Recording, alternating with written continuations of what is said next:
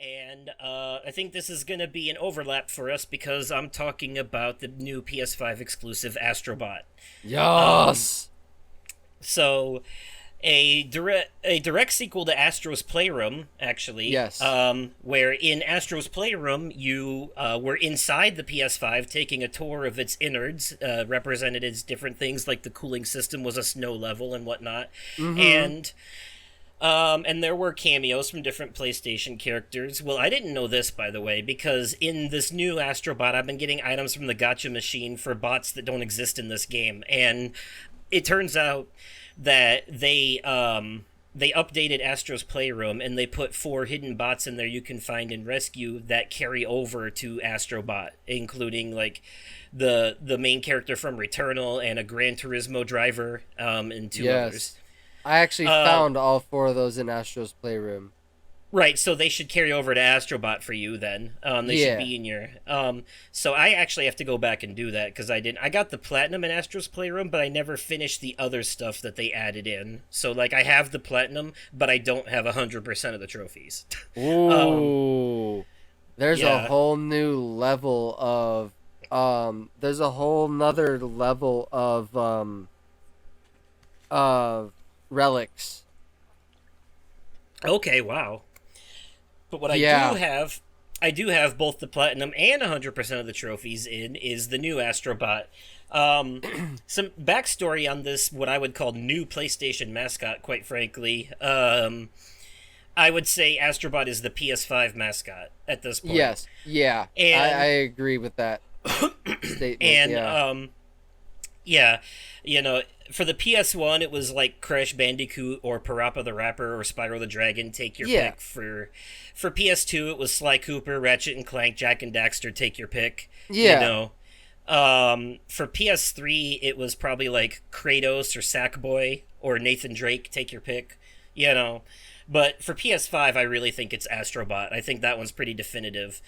Um so in this game, the PS5 that you put together in the previous one, he is, you're flying in space and they get attacked by the alien guy, and then you go and all the bots get tossed into the far reaches of the nether worlds and you have to go save them as Mhm. well as put the PS5 mothership back together. Hell And yeah. this so whereas the last game your adventure took place inside the PS5, this one takes place outside of it and in bigger worlds. And but this is based on an already existing world, and I'll explain. So Astrobot actually got his start in a little game on the PS4 called The Playroom. It was just called The Yes. Playroom. It The was a playroom. it was a it was a PlayStation 4 camera game. You interacted with the bots and you had little Mhm. Astrobots.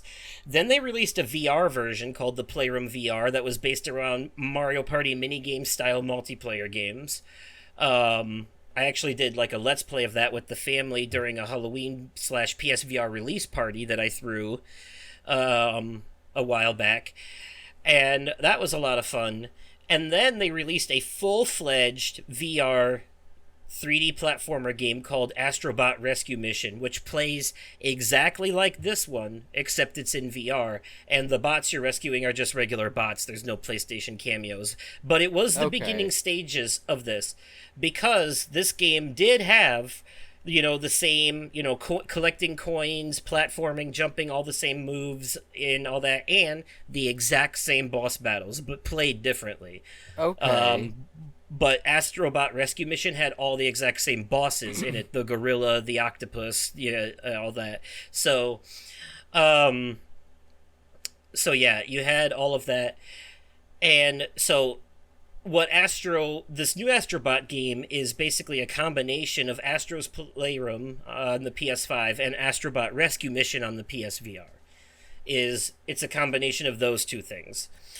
Um, and what's great about it is that now some of the bots, not all, but some of the bots you're rescuing are video game characters from PlayStation history. Not all of them are exclusive, but there are some that are multi-platform games, but they have a significant place in PlayStation history or got their start on PlayStation, is why they're there. You know. Makes sense. And there are some really obscure references here back to old PS1 games because they said they wanted kids to play this and wonder what those were, look them up, and then try them if it was possible. Like, the main character from Legend of Dragoon is in here, and that game just so happens to be one of the PS1 games available on PS Plus Premium. You know, Nice. in a way, it basically is like a corporate synergy parade float of PlayStation mascots and a giant advertisement disguised as a Nintendo style platformer game. But it's also a nostalgic throwback to the gaming days of yore, while also being a genuinely challenging and innovative and fun platforming game that I would compare to the likes of Super Mario Odyssey, quite frankly. Do you Um, do you based on based on what you've based I mean, you've beaten the game. You've platinumed the game. yes, so that means I've done not only because you have to find all the bots, all the puzzle pieces. So not only have I done all the levels and boss battles, but I've also done all the secret levels that include all of the void challenge levels, all of the construction levels where you have to break the wood to drop the enemies below but not fall yourself, all of the retro levels where things break into pixels. I've had to do all of those, and they get challenging. They do. And there were moments where I was like, man, I don't know if I'm actually going to be able to do this, but surprisingly enough, I persevered and I did it. Because it's not like Dark Souls hard. It's not like impossible or ridiculous. It's very, if you've ever played like Crash Bandicoot back in the day, you know what you're getting yourself into here. You die in one hit and you have to memorize patterns and get past shit. Yeah. You know, it's that kind of thing. And go ahead. Do you think this is Game of the Year material? Yes. Yeah, it is. For me personally, I think that this is a very likely contender for my personal Game of the Year. Oh. And yeah, okay. Right now I would argue maybe it's a toss-up between this, Persona 3 Reload, and Star Wars Outlaws, but between the three of those games, this is the only one that's completely flawless, if I'm being honest. I couldn't find a single thing wrong with this game. Any frustrations I had with it were due to my own lack of skill, not any tedious or cheap bullshit on the game's end itself. It's actually designed very, very well. If you are... It's designed in such a way that it's not going to hold your hand. It is challenging, but when you do get past more difficult parts, you feel very accomplished because you did that. You know, it was due to your own, because there are levels in here that are going to put your skills to the test, very based on speed, precision, you know, and timing. And there are some challenge levels that took me multiple tries, but it was just, in any other game, that amount of frustration would cause me to give up on those challenge levels and say, I'm not doing that, I'll just worry about the main story. But something about this game made me, just the way it's made, it scratches a particular itch in the brain that makes you feel like you have to do everything. That you have to find all those bots, you know, that you have to find all the bots and puzzle pieces, because it feels incomplete if you don't. Yep. You know, and they hide game character bots behind those challenge levels, which makes it even more incentive to do them. Yep. You know, because you want those video game characters in there. And I also, like, I got you only need 150 items from the gacha machine for the trophies. I still got enough coins to get all the gacha items because, like, I just wanted to empty the thing out. There's 169 items in there in total. So, and each one cost 100 coins. But there's so many levels, you build up coins so fast it doesn't matter. Yeah, pretty much. Yeah, I love the way the game is designed. I do love that during boss battles, though, they're challenging, but they're not unfair. During boss battles, they give you extra... You get 3 hits before you die. So it's... You know, so it's more forgiving during the boss battles. Yeah. Which is good, because if they didn't do that, if boss battles were also one-hit death, then I would say this game was artificial difficulty. Then I would be mad about it. That would but they're reasonable, because they want this to be an accessible game for everybody without the need for accessibility Right. options.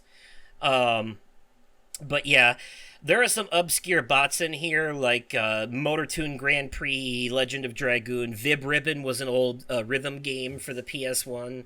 Um, you know, characters from different things I didn't recognize but knew about, and then once I looked it up, I was like, oh, right, like the main character from Neo, which is a game I haven't played but know about, so I should have recognized it but didn't. I, Some deep cuts to stuff like Castlevania, Legacy of Kain, and Soul Reaver, shit I like thought it that. was really cool that Kratos was in there too. Yeah, so that's the other thing too. Some of the special bots you unlock after boss battles, you actually end up playing as a version of them in a level based off of their games, and these levels are designed with such authenticity and love that they basically are a mini remake of the game they're Uh based on. huh. You know, all the way down to the mechanics. Like in the Ape Escape level, you're running around catching apes with a net. In the God of War level, you're throwing the axe and doing platform puzzles and stuff. You know, and all the bots you find in this level are characters from the game. You know, Yes. like all the bots in that one are actually specifically from God of War Ragnarok. Hell yeah. And then there's others too. I don't want to spoil for people who want to play it what some of the other ones are, but like they play so well, and Such a good game. they're all based on great PlayStation franchises. Yeah. But there have been times where I would find some bots in here and be like, "Oh, it's Joker from Persona 5," or it's Klonoa from that game I played on the PS1 as a kid of the same name. And stuff some people might get. There was one time I found a character in a little demon outfit and I was like, "God, this looks super familiar." And I found him in a room full of dice that also looked familiar. And I was like, "What the hell is this? I know it, but I don't know it." It was like from a deep locked memory from my childhood, and then I looked it up and it was a PS1 game called Devil Dice, and when I looked at it, the screenshots, I was like, I kind of do remember this. It was like a puzzle game with dice and the little guy in the demon outfit. You had to roll the dice around to clear the arena. Um yeah, and then obviously there's the obvious stuff too. They got Crash Bandicoot, Spyro, The Last of Us, God of War, Uncharted, some infamous representation in here, Killzone, a lot of popular Mm-hmm. PlayStation stuff. Couple Yakuza characters in there. Unfortunately, no Square Enix characters, Final Fantasy or Kingdom Hearts, because Square Enix wouldn't let them do it. They wouldn't give them the rights. So Man. it's unfortunate. But yeah, also the soundtrack to this game is amazing if you take the time to really listen to it. I like how in the aforementioned PlayStation themed levels, the soundtrack is a Astrobot remix of the music from that game. Like in the God of War level, we talked about the music, if you really listen, is basically God of War music, but like redone in a more like upbeat, like electronic sound. And Yeah. like if you really pay attention, um you can hear Kratos say "boy" right before the beat drops. Like that's the beat drop signature in the song. They use "boy" as the beat drop, which is fucking brilliant, I think. Okay. Yeah.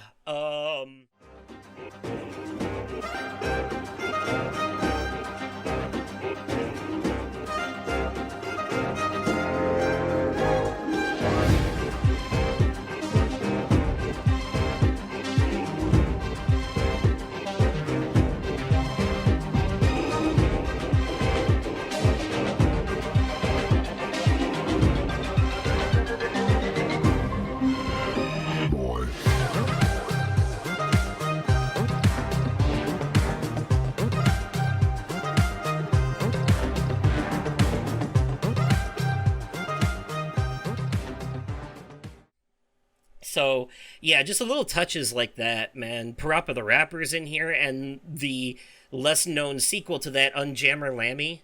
Um, Laura Croft from Tomb Raider. A Katamari Damacy is represented here. Tearaway, Gravity Rush. Like I'm you know, if you don't recognize any of the bots in this, there is a video that y'all should check out, and but like, I recommend people don't watch this video unless they finish the game if they plan on playing it. because it'll show you literally every special bot in the game. So um, but it's like an 18-minute video that goes through every single bot. It tells you who they are because the names are obscure in this. It tells you who they are and what game they're from. Um, Hmm. and it's worth watching. I watched it after I finished the game, but it's worth watching.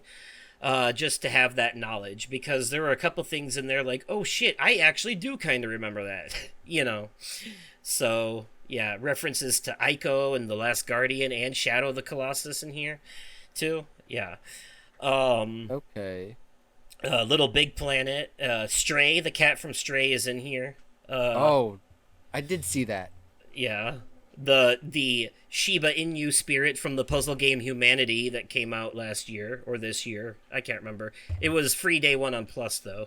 Um yeah, the Pomeranian from, do you remember the PS3 game Tokyo Jungle? Did you ever hear of that one? No. It was this like kind of survival game where you played as animals and you started off as a Pomeranian, but you could become other things later, like a crocodile and a tiger and stuff. But it was basically a post-apocalyptic story of all these, like, people were gone and animals had taken over the planet again, and they were all trying to survive in Tokyo.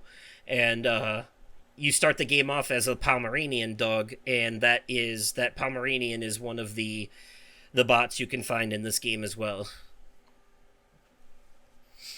Because it's not No. just in the levels, but like at your home base too, when you unlock areas and you go to find the next satellite to kick off to go to the next galaxy, there are eggs that have bots hidden in them too in a lot of those areas. And Hmm. sometimes you need a certain amount of bots to get there, but Oh no, I trust me. I've been all over that.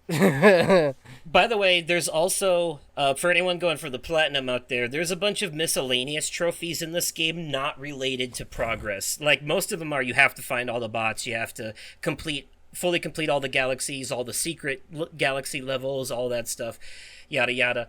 But there's miscellaneous stuff here too that you can do when you have certain characters in your home. For example, if you have Ken and Ryu from Street Fighter and stand between them and hit one of them, they will both hit you back and knock you out, and there's a trophy for that. There's a trophy for standing next to Crash Bandicoot and hitting down on the D-pad to dance with him. There's a trophy for hitting Kratos and then hiding behind Thor so that Kratos hits Thor and freezes him. Uh, yeah, there's a trophy for getting a picture of Lara Croft and Nathan Drake and yourself or Lara Croft and Nathan Drake in the photo at the same time. Um, Okay. just little miscellaneous stuff like that. A lot of these require you to have the character's items from the gotcha machine too. There's a trophy for getting stuck to the giant sticky ball from Katamari Damacy. If you hit him and he rolls it around and you walk into it and get stuck to it, there's a trophy for that. Just miscellaneous shit like that. If you build a bot wall, one of the walls you have to run up and you hit them to knock it down, there's a trophy for that. If you have a bot tower where they're standing on top of each other and holding something up and you hit the one on the bottom to knock them out of it, there's a trophy for that. Uh-huh. Um, yeah, there's a bunch of miscellaneous stuff like that that is just like easy to and all the PlayStation levels also have miscellaneous trophies related to them, like killing all the ravens in the God of War level, catching the gold butterfly in Ape Escape, stuff like that. So if anyone is trying to go for beyond, like, getting all the bots and all the puzzle pieces and 100% completing the game itself is one thing, but if you're trying to go beyond that and 100% the trophy list as well, then there's those miscellaneous things you have to watch out for. But there's when you look at the trophy list itself, it's actually very obvious what you're supposed to do for each one. So it's pretty well put together. Yeah, I gotta say, it's one of the most flawless games I've ever played in a long time. I don't have a single complaint about it, and I would give it a 10 out of 10 rating. Okay. Yeah, I, it's I it's think I think I had a feeling you were gonna give that one a 10 out of 10. it's literally perfect. I can't find a single thing wrong with it. It's not the game isn't designed badly or anything. If I struggle or if anyone struggles at a certain point of the game, it's them, not the game, 100. Right. percent And I'm willing to admit that. Like, I died 14 times in the final challenge level, but I did finally beat it. You know, Yeah. and Yeah, so actually, some of those Void Challenge levels were a little surprisingly easier than I expected them to be, but some of them were like, oh, fuck, just kill me now. So, but like, again, yeah, they're challenge levels for a reason. If you want 100% this game, you really gotta earn it. Hmm. Um, it's like a 3D Mario game, quite frankly. I would compare this to Super Mario Odyssey, Super Mario 64. Like this, the reason that this game is so successful and well received and plays so well is because it's literally a Nintendo game disguised as a PlayStation game. Yeah, It's, you know, um, but it works. it Team Asobi does. know what they're doing. It's an homage. They're not copycatting. It's not a ripoff. It's, don't fix what ain't broke. What works, works. And, Exactly. Nintendo doesn't have a patent on good 3D platformers. Other people can do them too. you know? Exactly. And they did, and it's solid. This definitely scratches that itch. So, and it's a good way. It's a great. I would call it a PlayStation museum slash graveyard. Yeah, pretty much. Because it's there's a lot of franchises in here where you're like, oh, I remember that, and then you remember that you haven't got a new game in that franchise in like 15 years, and then you're like, fuck, you know. Like, what was that? The last Sly Cooper game was on PS3. Oh yeah. So, and we haven't gotten, Jack and Daxter hasn't been touched in a while. Infamous, the last game for that was on the PS4 day one. Mm-hmm. You know, it's, it makes you a little nostalgic when you find some of these characters. And you're Oh like, oh, I yeah. remember that. And then you find other characters and you're like, I don't know who the fuck that is or what they're from. But then you look it up and you're like, oh. So, yeah, yeah, it plays well. The mechanics are great. The items you get are great. Oh, and I should mention too the little bird that you can hire for 200 coins that shows you where all the shit you missed is when you play through a level the second time. It Yes. is super useful because there are Hell some things I yeah. would have absolutely never found without that bird's help. Hell yeah. Ever. You know, like some of the shit in there is very well hidden. Like you really have to go out of your way or think outside the box to find some stuff. Uh-huh. Also, this game utilizes the DualSense controller to its fullest potential. Like the adaptive triggers, the haptic feedback, the microphone, the gyroscope, like the motion sensor, all of that is fully utilized in this game. Even the speaker is fully utilized in this game in a way that makes it, in my opinion, even more immersive. It makes you feel like you're really a part of it. You know? It's a fun game. It really is. I love how all the bots you find and save get stored inside your controller too, and if you like shake the controller, you can hear them going "wee" inside there in the speaker. You know? Yes. Yeah. Um. So that's yeah. So it's like super immersive for that reason. I love Hell how yeah. it. I love the way that it does things. And this game even has mini boss battles too. Like the actual boss battles at the end of every world aren't even the full, like some levels have their own like mini boss you have to beat too. It's crazy. Oh yeah. So I'm super into it and I love the little super my favorite gadget so far is the suit of armor that lets you turn into a ball and then like it also can be used to block enemy attacks when you close up in it. It is That's awesome. very useful. Very good. So yeah. So since you've been playing this too, what would you rate it so far? So far, Yeah. mm, I've opened up the third world, but I've only played the casino level so far. Ah, yeah, the one that introduces the slow mo gadget. That's an Yes. interesting one. That Here's was a little hint. fun. Here's a little. Oh, you've played.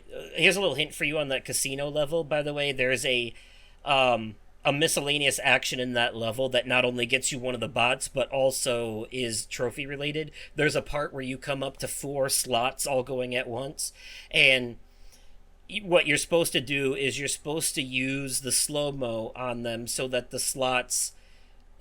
you can slow the slots down and see when it lines up 3 gold bot heads and then hit the button when it lines those up and you get a bunch of coins and you do that for all 4 of the slot machines there and you get a trophy and the last one has a bot on it on those if you slow it down at the right time that you can save. Really? Yep. Yeah, Okay. couple miscellaneous things. There'll be a water level later where you have a penguin strapped to your back that lets you swim faster and jump out of the water like a dolphin, and you'll actually see a bunch of dolphins jumping through a ring, and if you jump through that ring, there's a trophy for that. There's also a level where you get the rocket dog on your back, and there's a room full of balls, and there's a basketball hoop in the distance, and if you hit the ball and knock it into the hoop, there's a trophy for that. I already did that one. Yeah, so there's miscellaneous stuff in some of the levels like that, too. I did that. I'm like, oh, trophy. Nothing is missable in this game. They're all like everything can go back. You can replay all the levels as much as you want. So hell yeah. So yeah. But yeah, what would you give it so far? No. I saw that Sarah gave it a 10 out of 10 as well before even finishing. 10 out of 10. Yeah, I think honestly, if this game is so goddamn good. It might not win because we still have a bunch of games coming out this year yet, like Assassin's Creed Shadows, Black Ops 6, all kinds of shit. So, but I'm going to be genuinely upset if this game isn't at least nominated for Game of the Year at the Game Awards. Right. It has to be. It's getting perfect scores across the board. It might not be selling as well where people were hoping, but there's a lot of people that are like, I don't know if I want to spend $70 on a 15-hour game. And to which I say, poppycock, because right? To me, the price should be based on quality, not quantity. You know? Yes. I would rather spend $60, $70 on a 15-hour game that's like the best experience I've had all year that has high replay value versus, spending $70 on some like 40 to 70 hour open world schlock that just pads the runtime with a bunch of tedious bullshit. So the hours aren't always worth the price. It's not. That's right. a terrible way to measure the value of a game. I can understand if it was like an indie game, but this is an in-house developer. This is Team Asobi. This is like they basically live on the PS5.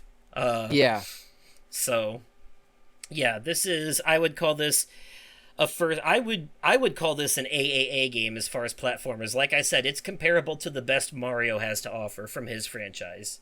Honestly. Yeah. It's up there. It's really up there. And by the way, I will say, even though there's no direct Kingdom Hearts references, I do think that they tried to make up for that with the world map. The world map gives me very Kingdom Hearts 2 Gummy Ship map vibes. Yeah, it does. Even all the way down to the music and the way you just fly to the level you want to go to, and it's so I'm getting that. So I'm just I could be wrong, but I'm calling that a reference and sticking with it. Right. So, yeah, a perfect 10 out of 10 3D platformer collectathon game that really scratches that kleptomania itch. It's like Pokemon, but you're catching PlayStation characters. Mm-hmm. Yeah. It scratches that itch, basically. That every time you find one, it hits the serotonin super hard. So, also fun fact: the guy who created the character Deacon from Days Gone was actually mad that his character was in this game. Like, whatever, buddy. Right. Should be honored. The fuck?